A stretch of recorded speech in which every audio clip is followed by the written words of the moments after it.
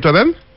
Ouais, ça m'a merdé. Alors, je voudrais demander énorme coup de gueule, comme Madame Zara de la Vergne, mais pas pour les mêmes raisons.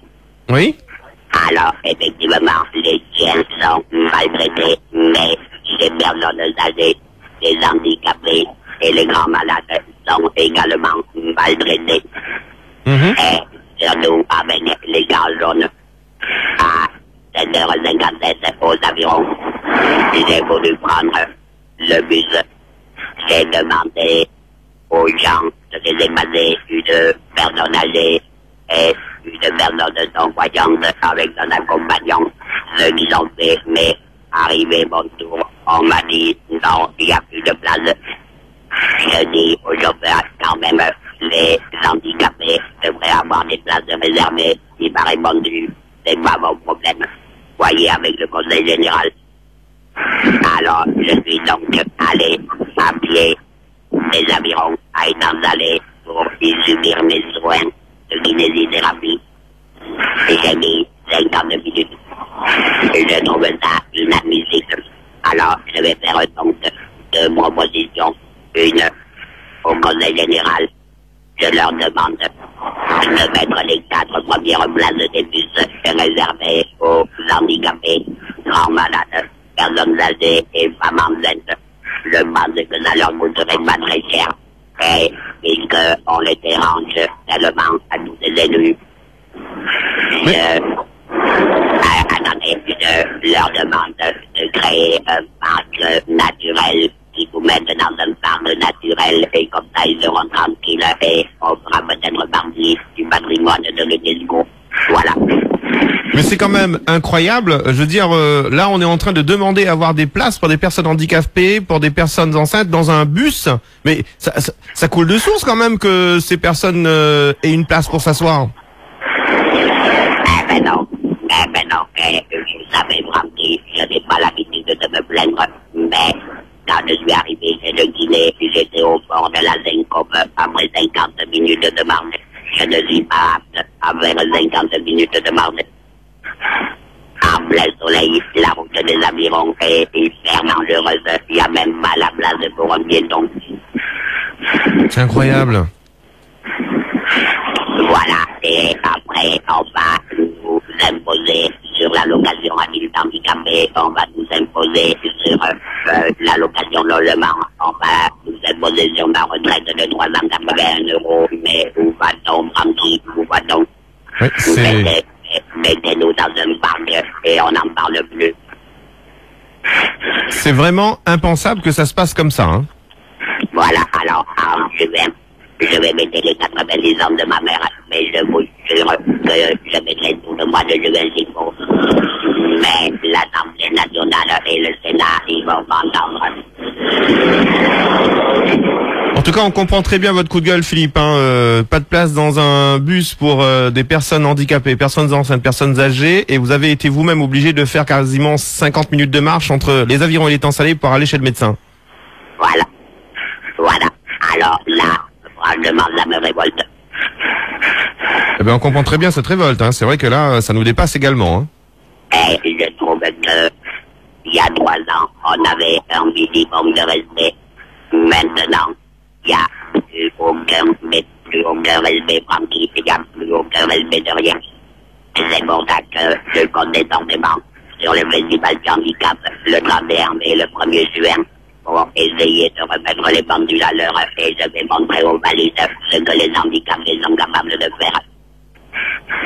Bon, eh ben, on est de tout cœur avec vous, en tout cas, Philippe. Il n'y a pas de souci, vous serez le bienvenu. On pourra en reparler, effectivement, de cette journée du 1er juin. Voilà, 31 mai, 1er juin. Voilà. Oh là là, c'est vraiment incroyable. Philippe, bon courage, en tout cas. Et puis, avant, bien sûr, que cette date n'arrive, pour qu'on puisse en parler encore plus officiellement, on va lancer un appel au civisme. Quand vous voyez une personne âgée, une personne enceinte, une personne handicapée qui rentre dans un bus, la moindre des choses pour les personnes qui sont valides, eh ben, c'est de se lever et de proposer la place. Je veux dire, c'est normal, quoi, c'est naturel. Eh ben non, c'est naturel, mais c'est surtout. Voilà. Eh ben, dis donc, quel témoignage. Merci, Philippe.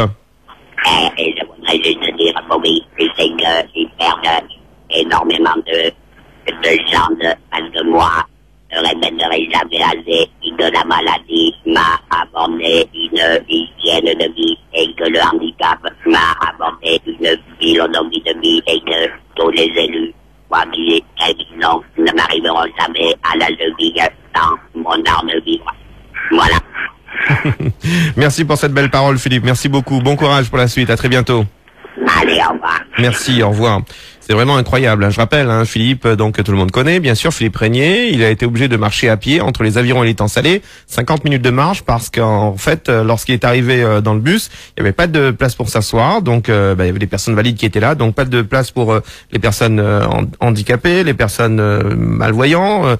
C'est quand même assez incroyable comme témoignage. 02 62 99 12 00. On comprend ce coup de gueule. Freedom, bonjour. Allô? Oui. Même étant une personne détentrice d'une carte d'invalidité, eh ben, on se fait insulter dans le car. Hein. Ben, c'est pas mal à un handicapé, mais pas les coups, ou bien une femme enceinte, là, pas mal à mettre à enceinte. Ben, on envoie des vertes et des pas mûres. Hein. On vous dit ça dans le bus? Oui, une fois, il y a une dame qui m'a dit, ah ben, moi aussi, mais handicapé, paraît pas que vous l'handicapé. Et vous savez ce que je lui ai répondu? J'espère qu'un jour le bon Dieu te regardera. Et ben ça n'a pas manqué quand elle est descendue du bus, elle s'est cassée la gueule. En disant que c'est une pure coïncidence, mais enfin bon, je veux dire, quand on voit qu'une personne d'un certain âge demande une place, c'est qu'il y a bien une raison. Est-ce que vous avez une carte, vous? Oui, moi j'ai ma carte. Même quand on fait les courses, on se fait presque insulter ou si on nous sort pas dessus carrément, quoi. Hein. Parfois on a honte de montrer sa carte. Ah ben faut surtout pas, je veux dire, votre carte. Mais là, moi, où je fais mes courses, je fais toujours au même endroit, donc ils me connaissent, ils m'appellent, ils me font passer sur une caisse. Parce qu'ils connaissent un petit peu mon caractère. Hein. Une fois, j'ai failli sauter sur une dame qui m'avait bousculé, hein, donc... Ah ouais, carrément, ça va jusque-là? Ah oui, moi-même, je suis dans le cas, je vois une personne âgée, une femme enceinte ou quelqu'un de plus handicapé que moi, je me lève, je donne la place. Il y a des places réservées dans le cas, enfin, n'importe lequel. Pour les personnes, il y en a 1, 2, 3 places réservées pour les personnes handicapées. Dont une place pour les personnes en fauteuil roulant. Et ben les gens, ils se mettent là, ils vous regardent dans les yeux. Et même si le chauffeur, des fois, pour avoir une place, le chauffeur dit, si vous donnez pas une place à cette dame, je dément pas. C'est comme ça que quelqu'un se sent obligé de se lever. Alors que ça devrait être naturel. Oui, et quand ils mettent pas les enfants assis, des enfants qui ne payent pas le cas, ils mettent sur un siège et impossible de les faire décoller. Drôle d'attitude en tout cas. Hein. Ah ben oui, c'est ça la réunion. Je sais pas comment ça se passe ailleurs, mais c'est le constat qu'on se fait pour en ce moment. Hein. Madame, merci pour ce témoignage. Mais moi, ça m'empêche pas de garder mon sourire. Vous savez j'espère.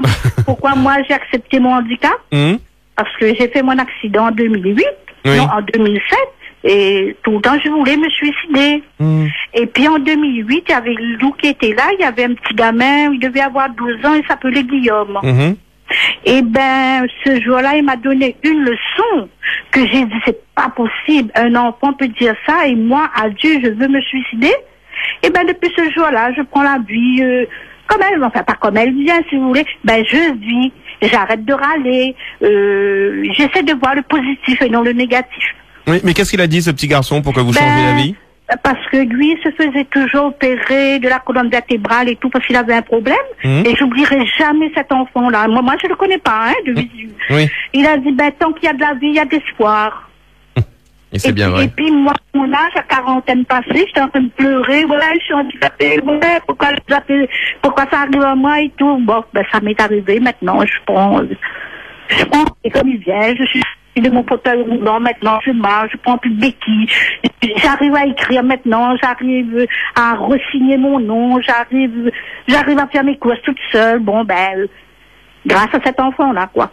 Eh ben, un coup de chapeau à ce petit Guillaume. Merci pour ce témoignage, madame. Merci pour cette leçon de vie. À très bientôt. Au revoir. 02 62 99 12 00. C'est vraiment incroyable, hein. Freedom, bonjour. Allô, oui, bonjour. Bonjour. C'est Panquet. Oui. Il m'est arrivé un petit souci au niveau de, pour que je sois handicapée, quoi. Donc, je me suis retrouvée avec une canne, puis 2 cannes, puis après une canne, et puis bon, maintenant, ça va. Eh ben, figurez-vous que, il se trouve que plusieurs endroits où je partais, eh ben, j'avais, un refus, quoi. Soit parce que les gens savaient que j'avais pas de canne avant, quand ils me voyaient. La pire des choses qui m'a marqué, c'est le jour du décès de ma mère. Eh ben, ils vont reconnaître ces gens-là. Juste avant le départ de l'enterrement, ils sont mis à rigoler de ma situation. Ah bon? Rigoler parce que j'avais une canne, rigoler, et en plus j'étais impuissante. Parce que impuissante, ben je pouvais pas réagir, et puis c'était pas le moment, c'était pas l'occasion. J'avais pas vraiment l'idée, mais vraiment à un tel point qu'on se sent vraiment diminué, mais vraiment diminué quand on a une canne. Or que moi j'étais pas handicapée, je suis devenue et je ne suis plus maintenant. Donc je veux dire que quand on entend quelqu'un qui est vraiment handicapé, quand on voit les gens ne font rien, eh ben sache pour eux qu'ils ne deviennent jamais dans ce cas, parce qu'à ce moment-là, je crois qu'ils penseront ce qu'ils ont fait aux autres. Mais dites-moi, madame, qu'est-ce qui a fait que ça a déclenché un rire, en fin de compte, votre handicap? Parce que je comprends pas. Rire, parce que vous savez, c'est bien beau de rire, et puis les gens, je veux dire que, je sais pas, rire pour vous narguer, pour dire bon, tiens, celle-là aujourd'hui elle a une canne, tiens, celle-là aujourd'hui elle est moins que rien, tiens, celle-là aujourd'hui elle est comme si. Voilà, moi je pense comme ça, parce que c'est pas, je veux dire, même une fois j'étais dans un bureau, je suis arrivée, et puis quelqu'un qui me connaît qui me dit tiens. Et puis je dis bon, oui, je suis obligée de... Ah. On a malheureusement été coupé. Elle était en train de témoigner, cette dame. Hein. Je sais pas ce qui se passe, mais en tout cas, que cette dame nous appelle. Donc 02 62 99 12 00. La suite de vos appels sur notre antenne. Je rappelle juste cette information. Cela concerne la situation. Baster, j'appelle suite à ce que je viens d'entendre au sujet de Philippe. Bon, effectivement, c'est un cas qui m'a toujours débecté. Il faut savoir quand même qu'il y a des lois, et en plus ce sont des lois européennes. Donc j'invite tous les handicapés, toutes les personnes âgées et toutes les personnes gravement malades qui ont donc des passeports pour entrer dans ces moyens de transport, à savoir que comme c'est une loi européenne, déjà moi je porterai plainte contre la compagnie. Voilà, la compagnie, elle gérera ça en interne, mais cette plainte, il faut la poser. Mettez-vous en collectif, en association, et portez plainte. C'est inadmissible. Voilà. Moi, j'ai eu le cas avec mon fils où la chauffeur, ou les personnes dans son bus, elle voulait que mon fils sorte du bus. Mon fils a 13 ans. Je suis allé voir le responsable de la compagnie. Je lui ai fait comprendre que dans la loi, le mineur, il est sous couvert du chauffeur, et le chauffeur n'a pas à éjecter un gamin qui attend le départ du bus. Donc, il semblerait que ça ait marché d'ailleurs, et qu'elle se soit fait remettre à l'ordre. Bon, là, c'était pas trop grave. Mais dans le cadre du handicap, des personnes malades ou âgées, c'est inadmissible. Donc, il faut se grouper en collectif et porter une plainte auprès de cette compagnie. D'accord. Donc là, si je comprends bien, en fait, c'est au chauffeur de faire comprendre aux passagers qu'il faut laisser une place à une personne handicapée, une personne... Alors, je n'irai pas jusque-là, excusez-moi, Francky. Je n'irai pas jusque-là parce qu'effectivement, pauvre chauffeur, si on leur demande de tout faire, pauvre chauffeur. Donc moi, je dis, c'est la compagnie qui gère mal. C'est pas le chauffeur qui est responsable. Le chauffeur, il fait avec des moyens qu'on lui donne. C'est un peu comme dans tous les métiers. C'est toujours facile d'accuser le dernier maillon de la chaîne, c'est-à-dire celui qui gagne peu. En l'occurrence, il y a des patrons. C'est à eux de mettre en place ce qu'il faut et de le faire respecter. Et s'il y a une plainte à déposer, c'est auprès de la compagnie. Pourquoi? Parce que la compagnie fera ce qu'il faut qu'elle fasse.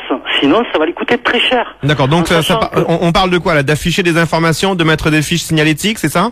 Ah, ils se démerdent. Mettre quelqu'un, mettre un petit jeune, justement, je crois qu'il y a des jeunes qui cherchent du boulot. Mettre quelqu'un pour gérer le bus comme on faisait avant. Je suis désolé, si le chauffeur n'a pas les moyens ou le temps ou la disposition de gérer ça, ce que je peux comprendre, parce que quand on a 4-5 délinquants dans un bus, je comprends que le chauffeur avec son petit salaire, il n'a pas envie de faire le flic. Ça, je peux le comprendre. Donc je peux comprendre aussi que dans le cadre du handicap et tout, il n'a pas envie de prendre position vis-à-vis des autres. Alors même s'il a pas le droit, on lui a pas donné la responsabilité de gérer ça, je pense pas. Donc moi j'attaque la société là, directement. Je n'attaque surtout pas le chauffeur, même s'il est en tort. S'il est en tort, c'est que sa compagnie ne fait rien pour lui dire qu'il est en tort. D'accord. Donc dans tous les cas, la procédure, c'est groupez-vous, portez plainte contre l'entreprise. D'accord. Mais groupé, c'est important parce qu'un individu contre une entreprise, on n'est rien, on est une petite merdouille. Alors que quand on se met en collectif associatif et qu'on porte plainte en tant que collectif associatif, c'est une société contre une société. Là, par contre, c'est recevable. Voilà. Alors, faut pas faire la guerre, mais il faut quand même que les gens respectent le droit, qu'il soit européen ou français. Et quand il y a lieu, ben, il faut porter plainte. Il faut arrêter de se plaindre. Il faut surtout porter plainte. Donc moi, j'inviterai Philippe, d'ailleurs je vais l'appeler derrière, oui. Et toutes les personnes qui sont dans le même cas, à se regrouper et à porter une plainte collective. D'accord.